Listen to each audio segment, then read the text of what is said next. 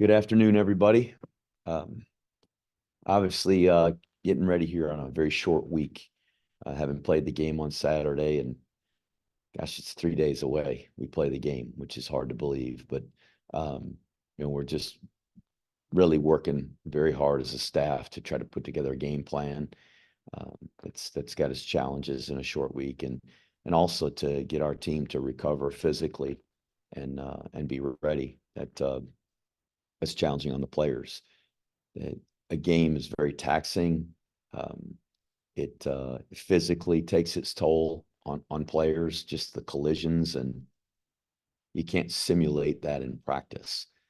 So there's a physical game on Saturday, and so now we prepare for Temple, which we know is going to be a very physical contest. They've got a great culture there around playing tough and playing physical, and so we're going to have to get ourselves prepared and hopefully be recovered and as fresh as we can be, as I said, 3 days from now. But I'm proud of our team for the effort on Saturday. Um, just a really complete first half. A little disappointed with some of the things we did in the second half, some of the mistakes we made, and those need to be corrected. So we were able to get on the field last night, and we'll be on the practice field this afternoon and in the next couple of days before we travel to Philadelphia. Rich, kick us off. Coach, you're 3-0. You've looked good in these 3 games. For a 3-0 team, if you was the head coach, what's your biggest concern heading into that fourth game for this team? I think that it's important that we be able to flush whatever's happened the week before and try to prepare for the next week and the next game. Temple's got enough players and athletes that they'll completely expose us if we're not prepared and ready to go. What they did on Saturday against Utah State was super impressive. They're athletic and they're fast, and there's a lot of guys on that team as you look that they've played at Power 5 schools and they played in Power 5 stadiums, and they're athletic and they're a good football team and they're well coached. Stan's an outstanding coach. Everett Withers is he's been a head coach several places and a defensive coordinator at many big time schools. I know Adam Shire very well, their special teams coordinator. He's an excellent coach. So they got a well coached football team, and so it's going to be a great challenge for us. And that to me is the challenge each week, is just flushing whatever happened, good, bad, or in between, and try to prepare for the next game. So that's really where we're trying to push our guys to focus is in a short week that we don't have any time to look at headlines or consider pats on the back. It's time to go. Jeff, you always say that every team is different, right? Every single team is different. 3 games in, what are some of the words that you would use to describe this squad so far? Oh, this is a very unselfish group of guys, very team oriented, and I think mentally and physically tough. So I think those are all positives when trying to build a good football team, and that's, I guess, the goal each week is just to try to be the better team on that particular Saturday. And the guys on our team really care about each other, and they care about their performance and work hard in practice. And if they'll continue to do that, we'll at least continue to give ourselves a chance. And that's all we have each week, is a chance, because Saturday we faced some really talented players, and as I said, Mike Bloomgren, I think he's a tremendous football coach, and we played really well in the first half, and that's why we're able to win the game. If we played in the first half like we did in the second, I'm not sure we could have won a football game. So that's the challenge for our guys, and I think our guys respond when they're challenged. Thanks. Connor, kick us off on Zoom. Joe, you can start us off. Hey, Coach Monken. First couple of games, the term "bend don't break" has been used to describe the Army defense. How would you evaluate Saturday's performance under that kind of terminology?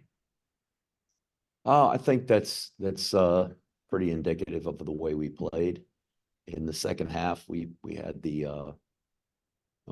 had the fake punt that didn't go as planned, and Rice took over with a short field, and they were able to put together a scoring drive on us.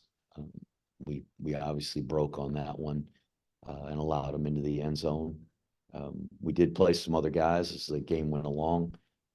The other touchdown drive that they had, we had a lot of the backups in, which it's important for those guys to get in the game. And that unit didn't handle the hurry up offense that Rice threw at us as well as we had hoped. So that's certainly something for all of us to work on, the ones and the twos, and everybody that's got a chance to play.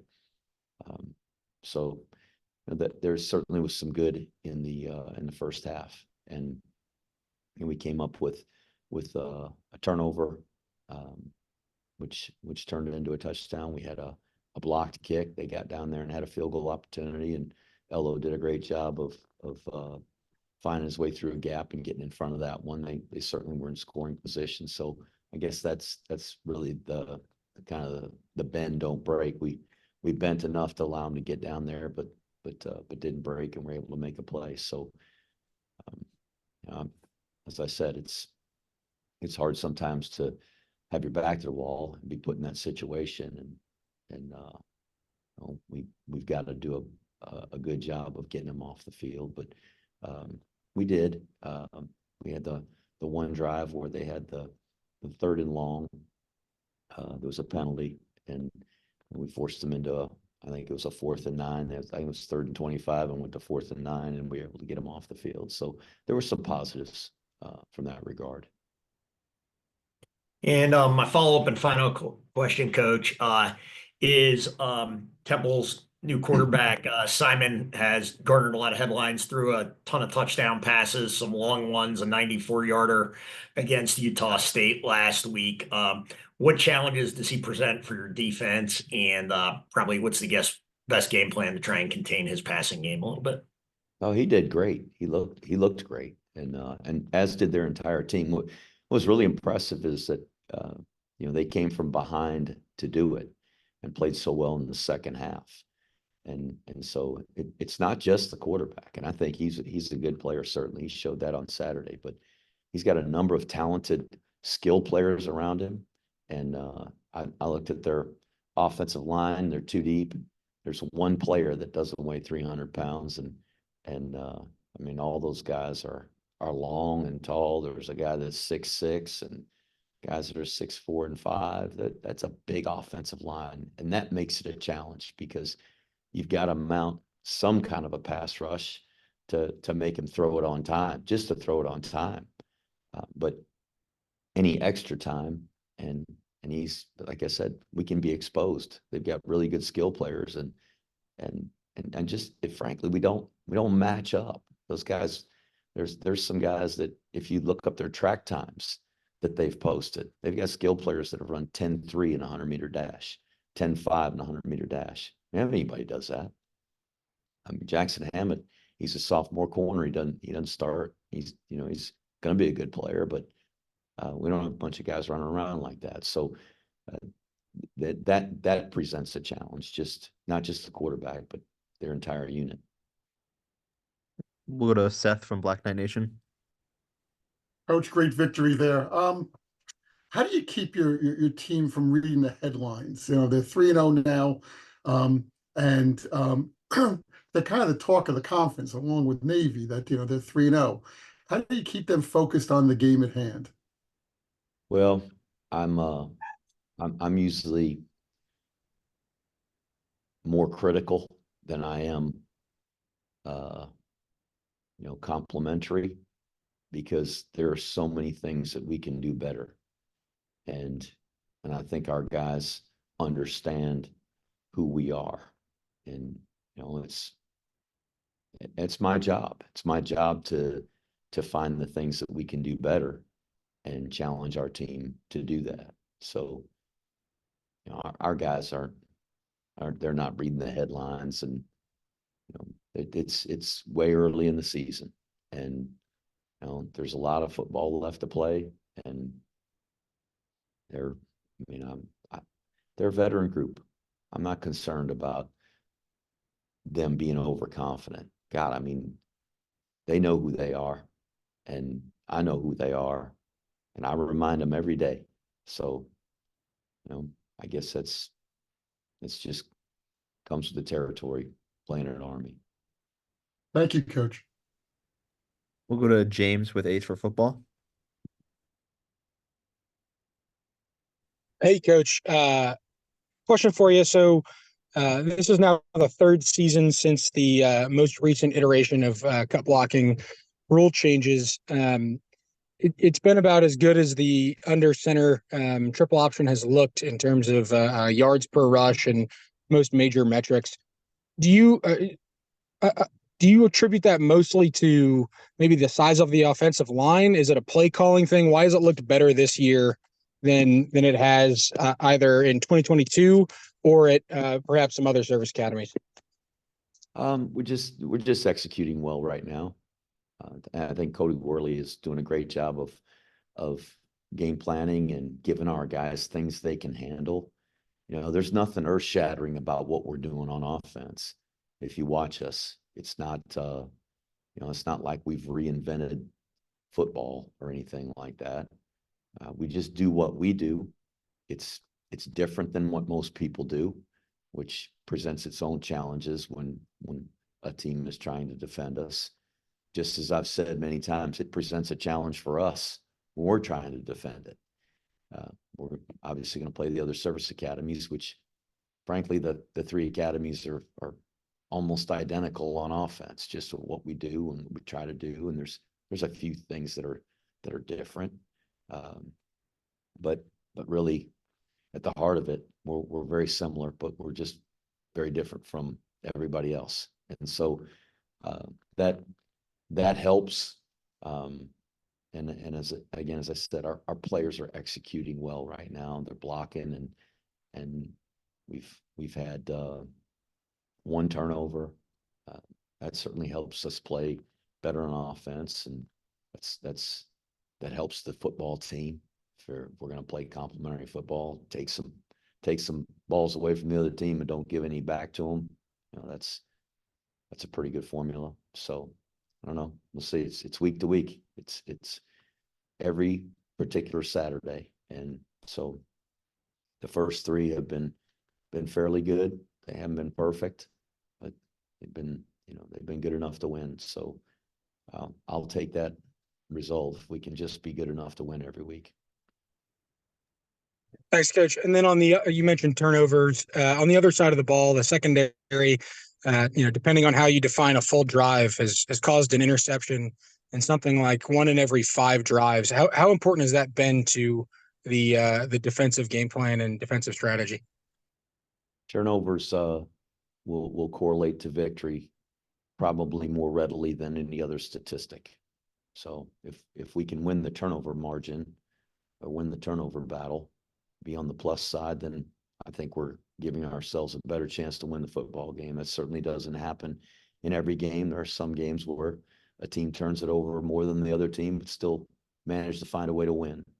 But for what we do and in as few possessions as there are in the games that we play, I think turnovers are magnified. So it's made a big difference for us this year. Thanks, Coach. We'll go to Sal with Black Knight Nation. Hey, Coach, how are you? Good, Sal. Thank you. One question I want to ask you about is the importance of the scout team this week on a short week, and also the acknowledgement of Jerel Dixon as your scout team player of the week for last week's game, and just what his contribution has been to your team so far. The scout teams are ultra important every week.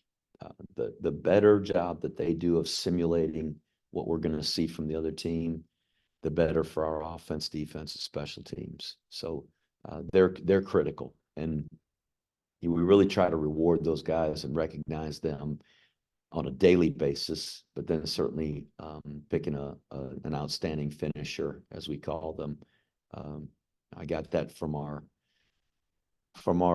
rugby coaches here, Matt Sherman. He names, he says there's starters and there's finishers. And so I thought that was a great term, and really that's what those guys are. They help us finish. Jerel is a terrific young man. Unfortunately, he's not eligible this year because of academics, but just his commitment and dedication to helping this team be the best it can be. He practices as hard and as intently as anybody we have on our team. If we're running a sprint, he's trying to win it. If we're running a play, he's trying to run the ball and make everybody miss. If he has to block, he's trying to give his best effort to help the guys that are trying to defeat that block to be the best they can be. So he's beloved by his teammates, coaches, and he's a great kid. So he was very worthy of that honor last week, and he probably practices like the scout of the week every week.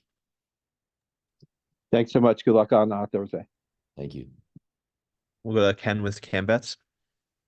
Hey, good afternoon, Coach. Good to see you. I was very impressed with Stan Drayton when he spoke at the AAC Media Day down in Texas before the season. He's got 31 years experience been at Texas, Ohio State, also 2 NFL ops with the Bears and Packers.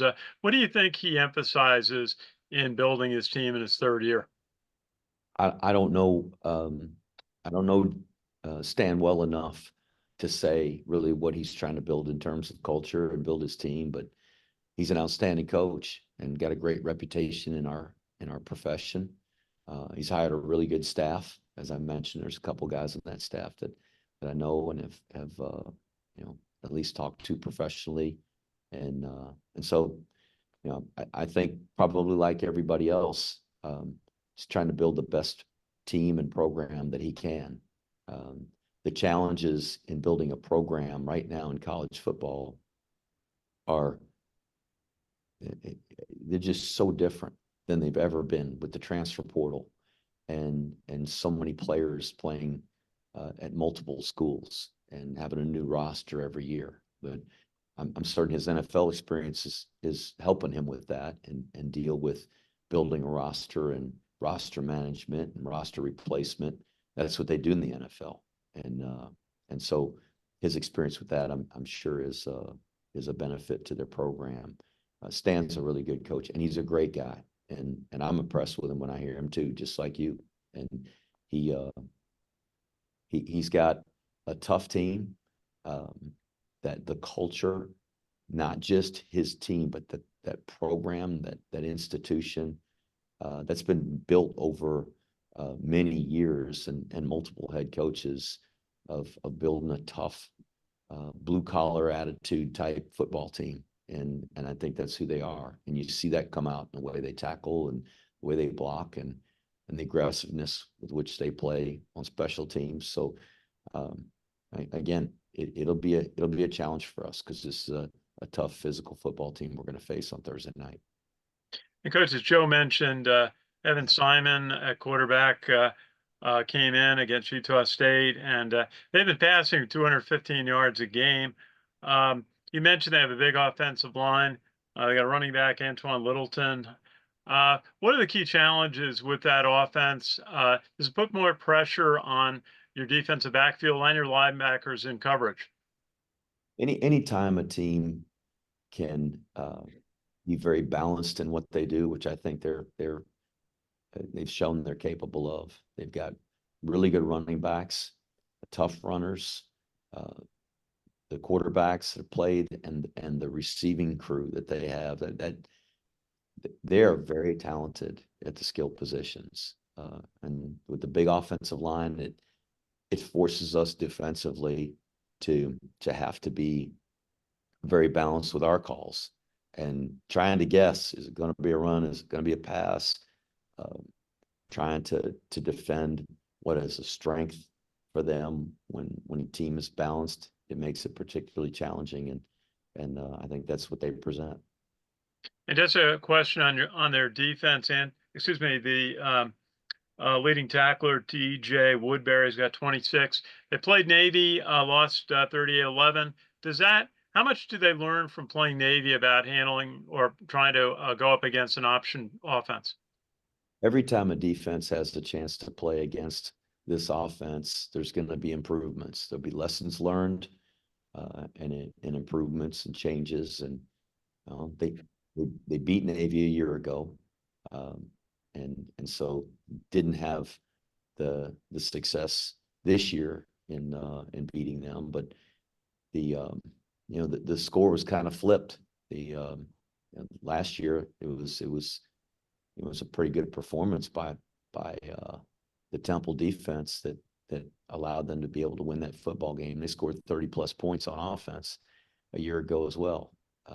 This year it just, for whatever reason, didn't fit it as well and didn't play as well. But schematically and their coaches, they have a good plan. It's a sound plan. And so what they do on a short week, like us, is try to figure out how to take our game plans against them against us, and implement those as quickly as possible, and correct mistakes and make changes as necessary, and hope that our players will go out there and execute the plan and the fundamentals like they've been coached. And that's the bottom line. Players have to go into the game and make plays. And I hope that our guys will play their assignments and play fundamentally sound enough to give ourselves a chance. But again, they're going to be facing guys that are very talented, and that makes it much more challenging. Thank you, Coach. Okay. We'll go to Ken with the time child record. Hey, Jeff. You mentioned first thing today about the first half was great, second half not so great. How much of an issue was that with the ones and twos in the second half? And if so, what would you like to see a little better from them? Well, the opening drive of the second half on offense, we punt team out there. That's when we tried the fake punt. So we didn't take it down the field and score like we had in the first half. The first touchdown after the fake punt by Rice was against our first unit. So that's how we started the second half. They got the ball. We did make them punt on the first drive of the second half, or actually they snapped the ball out of the end zone for the safety, but we made them punt and got the ball back and couldn't score, and then they got the ball and scored immediately. So that's my concern there, is with the guys that had played all the first half, and they just outplayed us right there at the start of the third quarter. Some of it was down the stretch with the backups, with the twos and threes, but they practice every day as well, and our twos get as many reps in practice as our ones, and we do that because our ones they're not going to be in every single down of every single game. And inevitably, there's going to be some guys at starting positions that get hurt, and our backup has to go in there, and our expectations aren't going to drop. So the standard can't drop for the way they play and the way they perform. So we give them as many reps. So when they go in the game, I have the same expectation for them as I do for the guys that started the game. And so there was it wasn't all on the twos and threes. And it's my responsibility to get our guys to come out of the locker room and play in the second half, to start the second half with great intensity and focus, and to compete and to perform, and then for the other guys, when they go in the game, that they go in there with the same intensity and focus and expectations to play up to standard. Quickly on what you just said, did you feel like the team lost some focus to start the second half, or lost momentum? No. Okay. I don't think our guys lost focus or an edge. Rice has got guys on scholarship too, and they got really good coaches. And they came out and they played better. They played better on defense and stopped us. They played better on offense and moved the ball down the field and made plays. And like I said, it's not like we got a bunch of 5-star guys that got recruited by Texas and Oklahoma out there. We got a bunch of guys that are trying as hard as they possibly can to be the best they can be with the ability that they've been given. And that's no knock on our guys. I'm not saying we're void of talent, but it's not like our roster is, oh my God, more talented than Rice was. Rice has got really good players and talented players, and so they came out and performed and made some plays and blocked and tackled and completed passes and ran the ball and made plays. So that's what happened in the second half. We didn't. The performance standard wasn't as good as it was in the first. Jeff, you mentioned to us the last two games about how your team's kind of been outsized by the opponents. But it appears to us that they seem to overcome that pretty well. How do you do that? And does that solidify your message to your players that, hey, do things the right way, do things the right way by technique, and you will overcome? Well, bigger isn't better. Better is better. So we just try to play better and play up to our ability. And when a physically superior team plays really, really well and doesn't make a bunch of mistakes, they're going to be really hard to beat. And so most of the teams that we play are going to be physically superior to us, including the one we're going to play on Thursday night. So if that's the case, then we have to play better. We have to play up to our potential. We can't make silly mistakes. We can't play poorly in terms of our fundamentals. We can't miss assignments, have foolish penalties. Those things will cost us dearly, and we'll get beat. So that's the message to the team, is to try to do the things fundamentally as well as we can. Jeff, I noticed in the AP poll, no votes for Army this week. Do you think you're getting a little bit of disrespect here? Why would you vote for Army? I mean, really? 3-0, good start. What? There's a lot of 3-0 teams out there, and I mean, just look at the teams that you'd have to pass up to vote for us. We're a 3-0 team.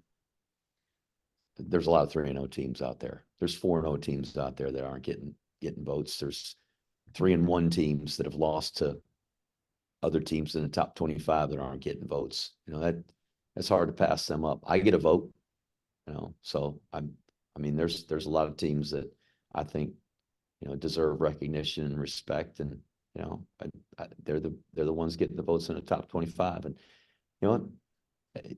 It's not important if we're ranked or get a vote now. That has no bearing on Thursday night for us. So it really doesn't matter.